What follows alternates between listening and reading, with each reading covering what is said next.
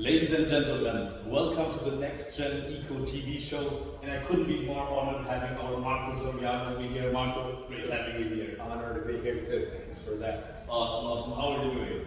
Good. Awesome. Living the dream. You know how they say. Great. Lovely that you had the chance of spontaneously dropping by here at 445 Park Avenue, New York. We're here at the art gallery of Next G, called ArtTech, a place where we talk about culture finance.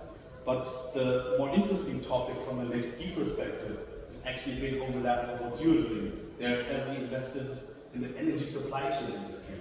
Now, before we dive into the topics, and I'm very excited to hear about your learnings and what you have to share with our folks over here, let me give a short introduction on what Next Gen Eco is all about. Please. Awesome. It's about highlighting change makers, innovators across technology, finance, sustainability, and I think the way you're doing it will inspire our listeners to actually also find a step into the entrepreneurship, into creating positive impact. So, Marco, let me start by asking you a question. What is the vision you see for the future? The future, from my perspective and from what I think the world needs, there are two different ways of looking at it. One, I've always been a visionary person where I think that being involved in sustainable, anything that is cultural, anything that requires awareness of how messed up our planet is, it's important for humanity, it's important for the generations to come.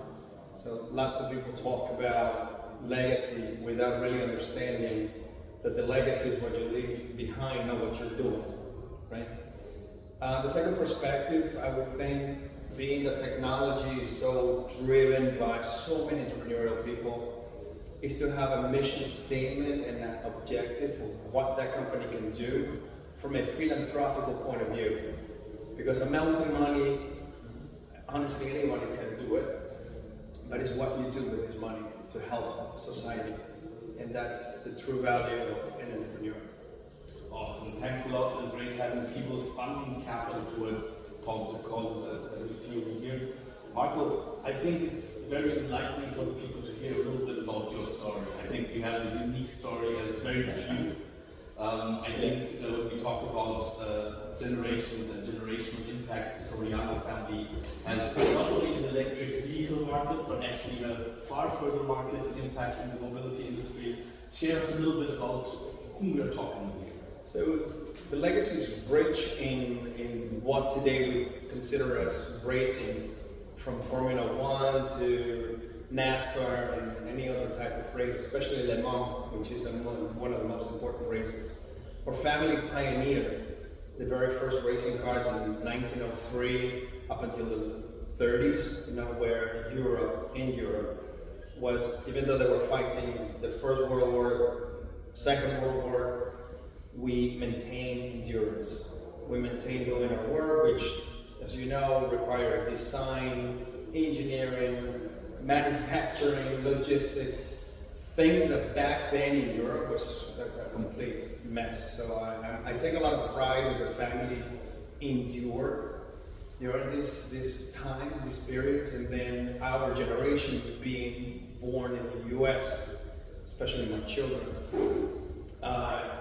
It's beautiful to talk about this narrative, these stories, but how do you rebirth this? I mean, we've seen the examples of Bugatti, Gucci being reborn, retaken by people that are not even family members, but they paid a significant amount of value in the brand, company, the name, the family history.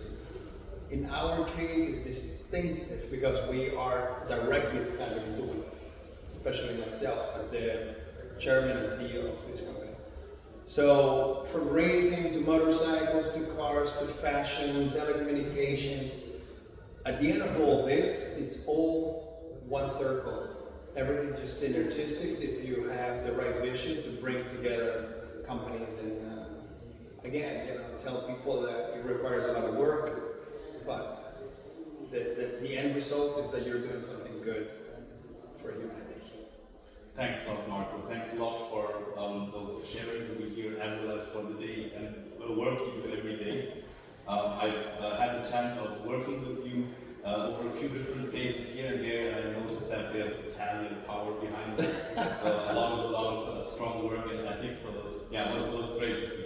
And Marco, you just hinted that you're the chairman of your family office. It's a family corporation, not family office, but yeah. Got you. And now, usually you sit on the one table of receiving pitches, guilty of that. Yeah. Now, I would like to turn the tables a little bit and hear a pitch from you in respect of Soriano Motori. So I suppose the best way to approach this is that a pitch should be a clear idea of what you're looking to do with a company, any given company. In our particular case, having brought back manufacturing, especially in the US, because right now it's all about the made in USA, even though I know that the made in Germany or the made in Italy has a premium value to the market. You have so many different things to consider. So my pitch would be bringing back manufacturing helps communities because locally, domestically, you get to bring about talent, right? You get to hire locally, you get to pay taxes locally, and sometimes the states here in the US specifically, they would give you incentives to be able to promote your business further and grow within that microeconomic point of view. Then everything else gets involved. Microfinancing because you're involved in the banks, insurance companies. So you really are part of an ecosystem, and that's extremely important. The difference between remote working with a lot of tech companies today or being physically in a location is that people are people. We need the touch, we need the feeling, we need the communication, we need the relationship building, we need the training, the coaching.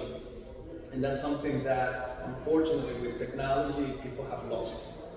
Because you rather text me, call me, or Zoom me than to do this that we're doing today. And this is a lot more valuable down the line for years to come.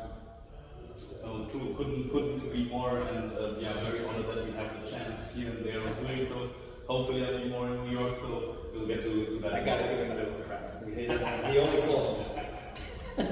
No, thanks a lot, Marco. Yes. And Marco, if you can give us a little bit more hints on Soriano Motori, what is there to expect and how can people actually engage and be part of your story? So as of today, in the automotive industry and two-wheel sector, which involves cars and motorbikes, there's no any crypto play. So we are the only company right now that has a crypto play in place, meaning our buyers or consumers can buy with any type of crypto because we're embedded in vertically integrated to be able to sell any line of products that we own.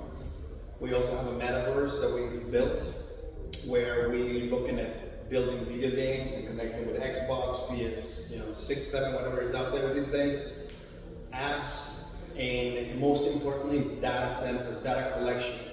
Because when you drive a car, when you ride a motorcycle, the information that the vehicle is gathering is very valuable to the manufacturing plants, to the suppliers, to what we're selling to our clients. Awesome. No, understood. And I think this combination of different technologies, sustainability, hardware, locally produced, now merging that with the newest technologies, in the case of metaverse, also I know of some AI case in the backbone. Now, I think in our next section of the interview, which will be held digitally with the AI agent asking you a few more questions, we'll perhaps show a few metaverse pictures in the background. Yes. But all of you can go and visit the website. Could you share that with us? SorianoGroup.com has everything we're working on globally. SorianoMotori.com is specifically what we're doing in the automotive and two-wheel sector. Awesome, great.